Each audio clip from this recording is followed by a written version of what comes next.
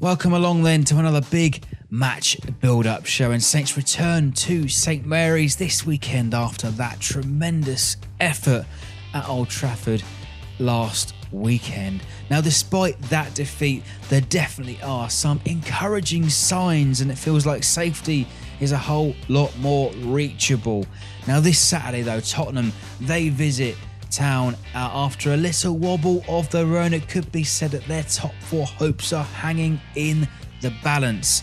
So on this week's preview show then, we discuss in more detail our efforts at the goal of the season competition, all for ourselves, and we can take heart from that result at the weekend as we try to build on those efforts for the rest of the campaign. Now, as for the opposition, I speak to the host of the Fighting Cock podcast, the Tottenham Show, and ask why they're spursing it up once again, and if they feel like they're starting to feel the pressure of their campaign falling away. I mean, Tottenham, I don't think there's any reason why on our day, if we play like we did at United, I mean, I don't think there's any reason why we can't get something from it. I mean, Burnley beat them at Turf Moor just a couple of weeks ago, so... The pressure's on now because of the results against Burnley and Chelsea. The pressure is on. There's no denying that. The complacency is a big thing, and Spurs always need that pressure. Sometimes we fold, sometimes we don't, but I think the players know what's at stake. Not qualifying for the Champions League would be catastrophic. As usual now, then, the episode is available to download in the card above my head if you're watching on YouTube, or available on most audio platforms below the show, just in case you can't sit and watch us for half an hour. Of course, do let us know your predictions for the weekend. Can we send a shock to the system, to Tottenham, and give us a double delight for us? But time now then to kick off our Southampton versus Tottenham Hotspur big match build-up show.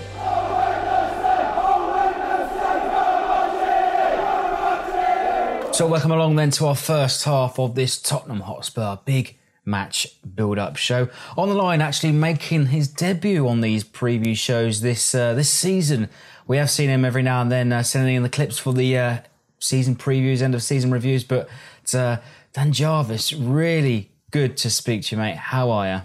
Yeah, I'm good. After Saturday, obviously the performance was brilliant. The result wasn't so good, but yeah, no, I'm good and grateful, obviously, for you having me on. And of course, occasionally writing for the Saints World website and going, of course, up and down the country, the length and breadth of Britain to follow the Saints as well. Before we get going as well, for those that obviously don't know as well, you were subject to a profile video by Southampton FC on their official channels. And I mean, tell us a little bit more about that before we get going into the episode.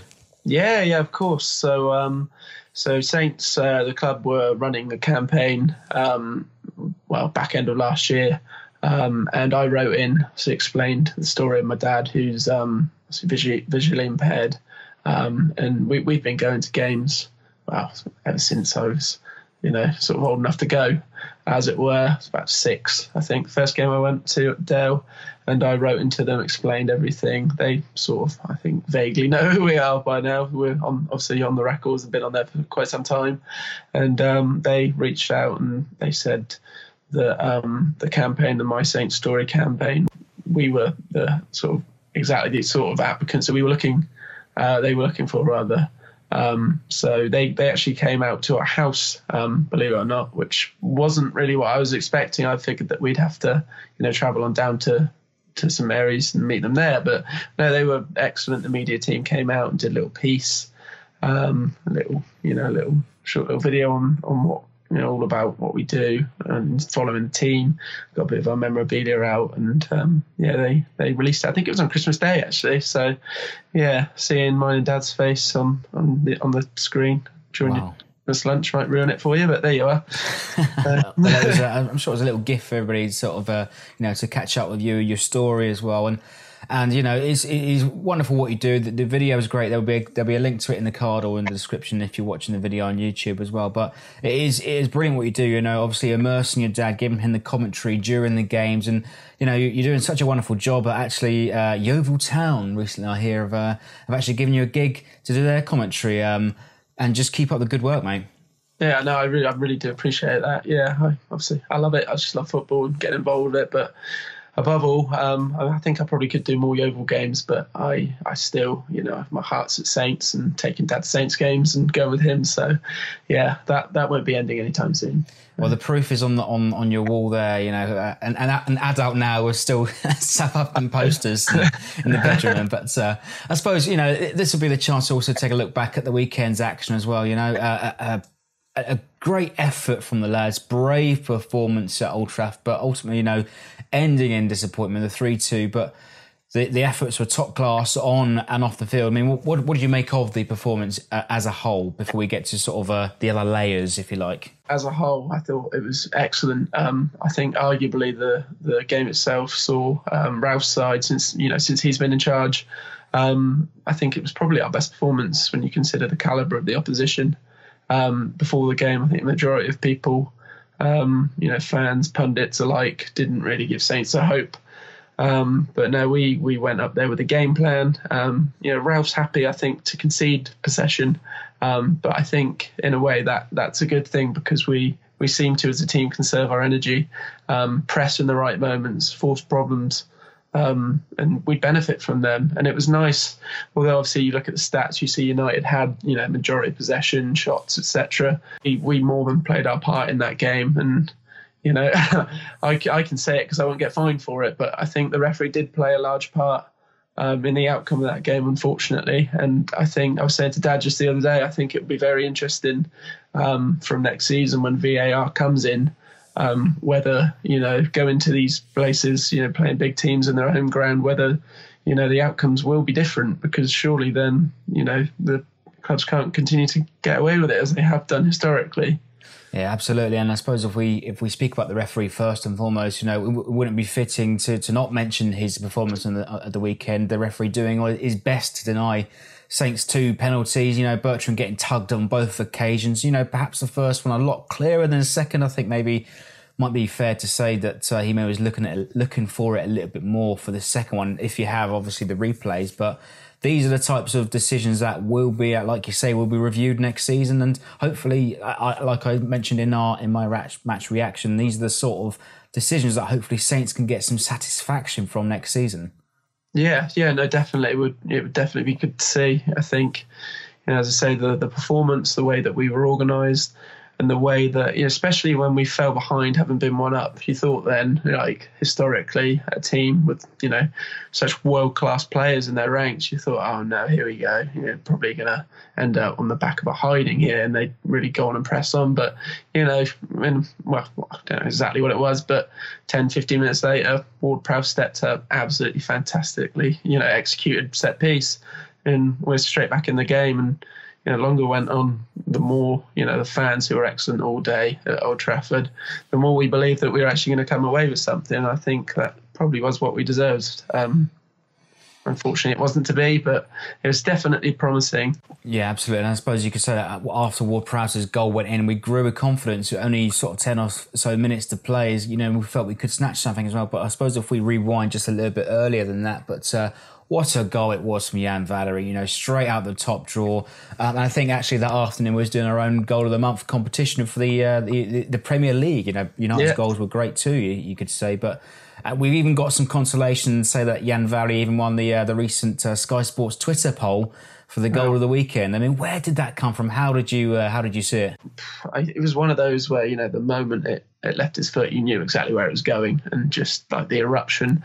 I remember where we sat at Old Trafford, the guy to my right, we were quite near, at the end of the row, guy just flew past me,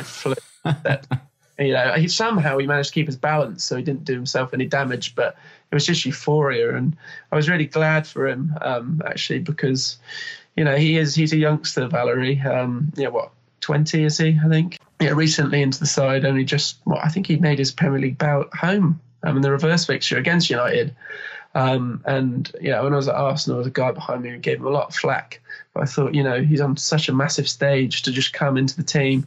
And I think Ralph's been great in, saying to him, explaining thoroughly that, you make a mistake, that's it, I'm not going to hang you out to dry. I appreciate that's what happens with young players. But he stuck with him, and I think arguably Valery was the man of the match. on Saturday. I thought he was excellent, and not just obviously with that absolute perler of a goal. He was everywhere, and defensively as well. He wasn't afraid going up against the likes of Paul Pogba and Rashford. He was getting stuck in, and he was brilliant all day long. Yeah, it's clear to actually see the improvement that he's made. A bit of a baptism of fire against United at home as well. Perhaps he also got sort of lynched, if you like, with the red card against Leicester. But since then, he's grown with confidence, taking players on, getting up to that final third of the pitch, and perhaps the final ball isn't quite as what we expect, but the improvement signs are certainly there as well. But if we talk about James Ward-Prowse's free kick as well, all those extra training sessions, an extra half an hour on the field, there's a perfect distance from the goal and enough whip, enough dip for De Gea to just clutch at thin air.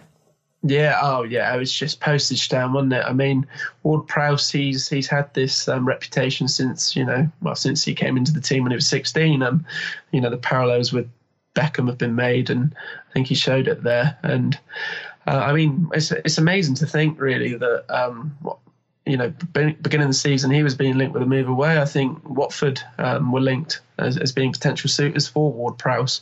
And to be honest, I've always been a relatively harsh critic of his. But under Hasenhüttl, it's like, the proverbial switch is flicked, and he's got talent, but I don't think his only talent is from set pieces. I think he's shown that, the amount of ground he's covered since Hasenhüttl's been in charge, and the shift that he's put in for his team, it's been phenomenal. And I think it's almost like a new signing for Saints. Yeah, and absolutely. The proof is there in his record this, I suppose, calendar year. This is his 5th goal in 2019. 5 in the last 10 if you're counting everyone since the turn of the year. And I suppose, what do you put his secret down to? His stratospheric kind of influence now on the team. I think a lot of it is down to obviously what he demands from the team itself. I mean, I don't know how true this is, but there's been whisperings that I think when Hughes was in charge during training sessions, he wasn't firm enough. And I think, it was said that a number of the professionals at the club was, not happy with the training sessions, that they were a bit unprofessional. And I think almost Hasenhüttl come in and disciplined in the right way. He demands, 100% every time. He's had them in for extra sessions. And I think, the implementation of the pressing style that he preaches is really garnering results. And I think it's imperative that, we do avoid the drop so that we can keep Hasenhüttl at the club. And in the summer, I think you'll really see, with a full pre-season in place, I think you'll see the club, push on. He might add a couple of players from sides that he's previously managed over in the Bundesliga in Germany. But yeah, I just, you can see that he just lives and breathes football, his philosophy. And I really think he could be a massively good thing for the club. Well, I hope so too. I think that was also the long-term objective as well, to buy into the football club and, to build on what I suppose what it is this season into next as well. But, I suppose if you like, despite the decisions not going away, despite a defeat, there are encouraging signs, a top-class effort from the team at the weekend. And if we believe and if we continue the same performance that we played at the weekend, we'll have every chance of getting a result against Tottenham this weekend. Yeah, I absolutely think that, as you just said, like, to do that at Old Trafford against such a great side, a team that's in such great form since Solskjaer's been in charge. I think we just need to take that level of performance into teams that on paper we probably should be beating. Teams around us, you've got fixtures coming up against the likes of Brighton away, Bournemouth at home, Watford away. They're all games that we really should be looking to take points from, and I think that if we do, then we'll be okay and we'll beat the drop. But I mean, Tottenham, it's just a shame that they are sort of picking up a bit of form now. They've got Kane back, typically, who would do in time to play us. But no, I don't think there's any reason why on our day, if we play like we did at United, I mean, I don't think there's any reason why we can't get something from it. I mean, Burnley beat them at Turf Moor just a couple of weeks ago, so yeah, I'm relatively hopeful. And actually Tottenham are going a bit of a dip at the moment. Only 1 point out of the last 3 as well. I suppose, if we talk about the team as well, unchanged from Fulham, would it be fair to say, the same again this weekend? And of course, Ings is in contention this week and he was set a target to return for this game. And it's so important to keep him fit for the rest of the campaign. I mean, yeah, that is absolutely pivotal. I think Dan Ings is great. His scoring record speaks for itself. You think that he's missed a large proportion of this season due to injury, and that is what worries me. Because obviously it looks like we're tied into signing permanently. But you can see not only with goals, his all-around game. When he's in the side, we look at a better unit up front. He's clever. He can work out wide. He can drop deep. He brings other people into the game. And yeah, it would be massive if we could get him back for Saturday. I think that would really work in our favour and give us a lot stronger likelihood of getting something. And we did it against Arsenal, against all odds, and our home form has certainly improved under Ralph recently. We've also got the duty in the stands to get behind and support the team. It's due to be almost, if not a full house at the weekend, and should we get 3 points, that's I think that would severely put a dent in their top 4 hopes, and let's wrap it up though, Dan. What would you say is your prediction for the weekend? Oh, that's tough. Don't know what's making me say this. I'm going to be overly positive. I don't know why. I think it's probably just because of the magnitude of the performance at Old Trafford. I'm going to go 2-1 Saints.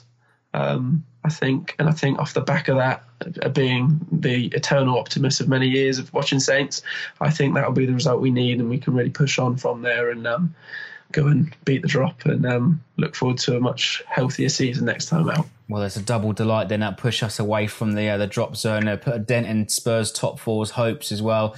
Dan, really, really good to speak to you as well. And if people want to catch up with you, follow you on social media, Twitter, just tell everybody if they want to catch up with you.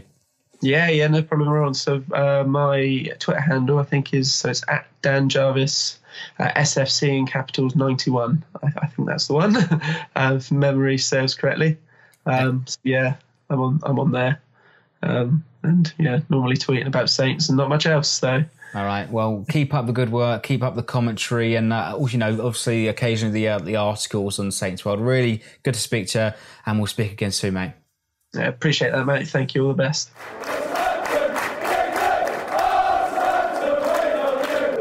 Really great to speak to Dan this week. Then do check out the video over on the official Saints page to hear more about his story, and why not give him a little follow over on Twitter to keep up to date with his latest Saints adventures and endeavours. But before we do get to our second half and our opposition, just a brief travel announcement. It's not an away game, but it's becoming a bit of a ritual now on this series to tell you about the trains this weekend. And for the viewers overseas, you guys must think that our railway system seems totally backwards and buggered. But for the home counties, you'll be pleased to know there are no planned engineering works or strikes for this weekend. But of course, do be aware with Tottenham coming to town, the trains in and out of Waterloo to Southampton will certainly be full of Tottenham fans coming from the capital. Anyway, time to speak to one of them as I speak to the Spurs podcast, the Fighting Cock, and I ask why it's happening again. So welcome along then to our second half of this Tottenham big match build-up show. On the line, we've got the host of the Fighting Cock, Flav. Really good to see you again. How are you, mate?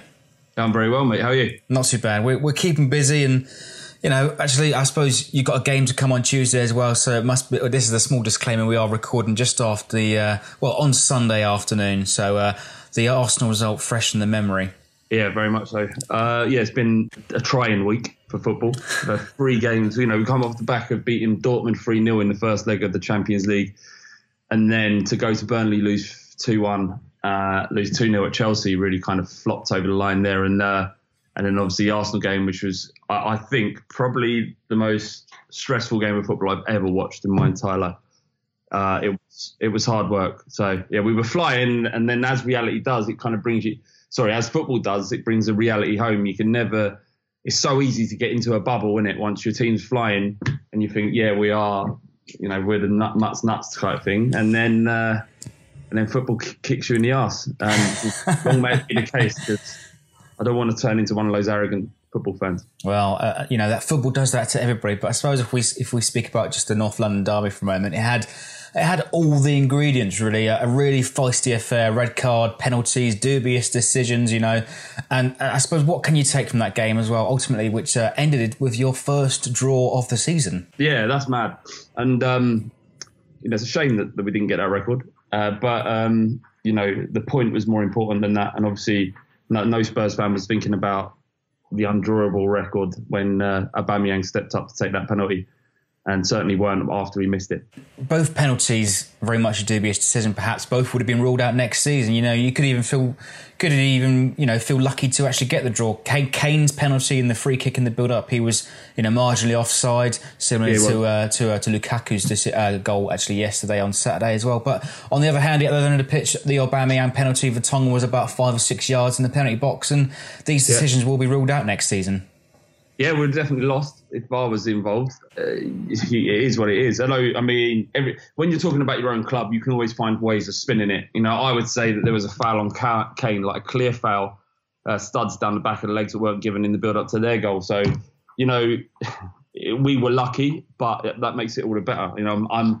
I'm happy to be lucky and fortunate and get a result, and that winds up even Arsenal fans even more. So, I don't think there's something about being kind of humble and truthful and that stuff. But when you're playing Arsenal, all bets are off. And I love the fact that we got the result that way. And I suppose, as you sort of mentioned at the top there, I suppose you've gone through a bit of a sticky patch at the moment. 1 point from the last 3 games. Now actually fighting to stay in the top 4. Popular preconceptions, of course, you're doing it again. Spursing it up. Yep. What would you put that dip in form to? Ultimately, we were 7 points above Arsenal, and they've clawed it back because we've had 2 bad results. Now, if we get a result against you and Arsenal lose to Man United, then it's back up to 7, and then they've got all the work to do. So it's easy to say the Spurs are Spursian up and bottle jobs and all that kind of stuff. The only people that are not bottle jobs are the ones that are not good enough to be in the race. Do you know what I mean? And it's I'd rather be classed as a bottle job and be in it than just, being mid-table or in relegation and never be in the discussion. So all of that kind of stuff is football's about taking the piss out of each other from fans' perspective. It's about making the other team feel as bad as they can. And, I admire it and respect it as a part of the game that we love. And it's a part of the reason why we love the game so much. But, if we finish outside the top 4 come the end of the season, then it would be because we're not good enough to be there. But so far, we've amassed the most points we ever have under Pochettino. Actually, the most points we ever have in the Premier League era at this stage. We can't legislate for the fact that Man City and Liverpool are so good. You can't legislate for the fact that Sarri one day is the world's worst manager and another one pulling results out of the bag. Football is what it is, but all the other stuff around it's just chatter from fans. Well, I suppose even if you do finish outside the top 4, would you see that as a bad season? Because right at the start of the season, some say perhaps 3rd or 4th best for the title itself. I mean, the conversations I heard around Spurs at the time were we were never finishing in the top 4. It would be impossible for us to finish in the top 4. We haven't signed anyone. We've got to play at Wembley again. There's all the turmoil around the stadium. We can't afford to buy anyone because of the cost of the new stadium. There's no chance. Arsenal rejuvenated with their new manager. Sarri's coming in with this massive reputation. Obviously, Man City and Liverpool are going to be strong again. So Spurs really are not in anyone's plans and weren't in the media's plans in order to finish in the top 4. And we've been there consistently. I went on the sports bar and TalkSport. I went on they invited me in to talk about Spurs' prospects for the season. And I said at the time, Spurs are a shoo-in for the top 4. And they laughed me out of the studio. And I said, we are a good team. We have got a good manager, as you well know. That team has played together for 3 or 4 years now. They understand the tactics. They understand their role. And they understand that if they don't pull their weight, they're going to be out. So all of that amounts for a very kind of positive and impactful footballing side. It's not always the case, as we found many years ago when we sold Bow and bought 7 players, that buying players is a solution to everything. And I think as financial fair play takes its further grip on football, that actually spending recklessly in the market is a thing of the past. And only buying players that can genuinely improve, that you know that you can improve you because of the financial outlay that comes with buying players, that will become more and more prevalent. And I think signing 1 or 2 players for a summer will be a good summer transfer window rather than buying 15, 16. And I suppose what it is as well, after last week's defeat to Burnley as well, Mauricio Pochettino, perhaps it was a snap reaction, but he said it could take up to 5 to 10 years for Tottenham to win a Premier League title. You know, he even said a magic man can win a trophy. If you said to me, how long would it take? If I asked you, how long do you think it would take for Spurs to win the Premier League? I don't think you'd say under 5 years. He was talking about mentality. And that's where it all gets confusing, because I don't know what that means. I mean, I know winning mentality, people are trying to get over the line, of people that are willing to fight for the team. I understand that. But I don't understand what a result against Burnley, a poor result, but one that was could have been avoided, especially because his team selection wasn't 100% spot on when he played Foyth at the back. And I'm not sure if you know much about Foyth. He's a lovely footballer. He's great on the ball, but his physical ability is limited. He's a tiny centre-back. And when you've got Chris Wood and Barnes up top, which were 2 old-fashioned centre-forwards, Sean Dice, as much as it irritates me, he got it completely right. He put us under pressure. He targeted Foyth.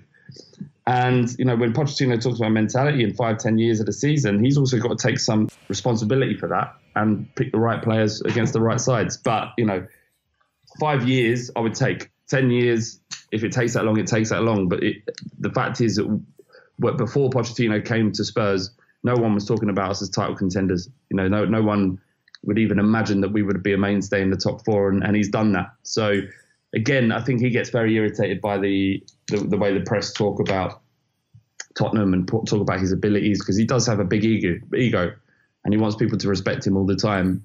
And when he deems something to be a lack of respect, and all of us are open to that, he should be too, then he sometimes gets a bit reactive.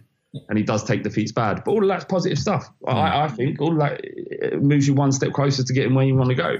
Well, I mean, if you look back 10 years ago, 2009, it would have been sheer fantasy to even think about Tottenham winning the Premier League title. You know, you've come a long way since then, obviously a few managers as well. And the new stadium, I suppose, would take you up to the next, we hope for the next level as well. I mean, it kept getting delayed month on month. You know, we spoke in December. It wasn't going to be ready for January. It's not going to be ready for February. I mean, will there be any chance that you're going to play in the new stadium this season? Yeah, so the part of the reason why it kept getting pushed back was in order to get a safety certificate, the stadium's ready, it's built, it's fit for purpose, but all stadiums need a safety certificate from the local authority. And in order to do that, you need to do test events. So the problem with what we had is because of the amount of games and fixtures being moved around by other teams getting further in the FA Cup, meant that we couldn't do those safety tests. And what that means is getting people down into the stadium, like 10,000 people to watch a under-21s game, whatever it might be, because Spurs and our opponents kept having their fixtures moved. So the opportunity to do those tests weren't there. The stadium's ready. All the work's done. It's just getting these test results. So once we've done the test events and get it in, then the stadium will be open. And yeah, there's a chance that we'll go there this season. I mean, some might argue that it would actually be beneficial for us to stay at Wembley and play the rest of our games there, but it'll be very much a business decision that Levy will take because we're hemorrhaging money by staying at Wembley. And if the stadium's there ready to be used, I think the vast majority of Spurs fans want to see us back in. So obviously, if we speak about Saints this season for a moment, you know, obviously Spurs favourite for the victory, but it's not going to be as easy as some seem. You know, obviously we got the 3 points against Arsenal, really gave United a terrific, effort at the weekend as well. But what have you made of Saints recently, and what are your predictions for the weekend? I think with Southampton, you kind of seem to be in a constant state of flux, a period of transition. You know, whether that be teams like Liverpool, others buying your players, and then obviously Spurs coming in and taking your manager, which wasn't great for you lot. You know, finding that next player who's going to take you on or develop, having such a great academy that would enable you to kind of bounce a rebound against any kind of issue that was thrown in front of you. And then what I thought was really odd, which I thought would be, you know, the biggest kind of mistake you guys made, was the signing of Mark Hughes, a manager who kind of was the opposite of all that. It was like, oh, let's get a steady pair of hands in, someone that isn't going to take us down, but we're not going to go anywhere with him, but we can kind of perhaps rebuild behind the scenes and develop the academy or whatever it might be. And so I wasn't surprised really when things just went a bit stale. And then when you signed Hasenhüttl, is that the correct pronunciation? Yeah, spot on. When you brought him, and I was like, all right, well, this is the Southampton I remember. These are the ones that going into Europe, using their networks to find a manager that perhaps most other British sides wouldn't touch, not because they're not ready or good enough, because it's not typical for British clubs to behave that way. To take a risk, as you did with Pochettino, and finding could be one of the best managers of our generation. From an unfancied side, Espanyol, to take him and go, actually, no, this guy's going to be all right. He replaced, he was your manager before? Nigel Adkins before Pochettino. It was quite an unpopular decision, if I remember right. But he came in and transformed stuff. And that's the way Southampton needs to be run, in my opinion. So your season this year has been kind of a symptom of the mistake the board made by employing Hughes. But now they've got this guy who did incredibly well at Leipzig, if I remember rightly. He had the best record outside of Bayern Munich as a manager. Yeah, finished second behind Bayern Munich in the Bundesliga a couple of years ago.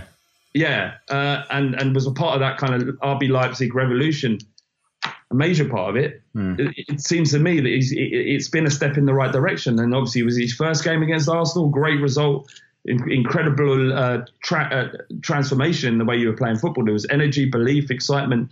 And as a Southampton fan, you must have been salivating. But it's about giving this manager time. And I think you'll get out of this bottom three position that you find yourself in currently because of that energy and belief that he's instilled in your team. Now, I can't claim to have watched enough of you to actually give a proper critical judgment of what you guys are about, and I don't think it'd be fair for me to do that. But from my perspective, it was the right decision to bring him in, and has proven to be the case because of some of the performances you had. Unlucky against Man United. They've been flying. You deserve the draw at least. So, I think you'll be fine, and hopefully you will. And I'm hoping that we can do enough to get past you, because we need that win. We need to beat Southampton. This is a massive, massive game for Tottenham. I think all the players know it. The manager understands it. We have two huge away games against City and Liverpool. Are we going to beat those? It's very difficult, very, very difficult. So we need to get 3 points in the other games that we aren't playing them in order to guarantee us our position in the top four.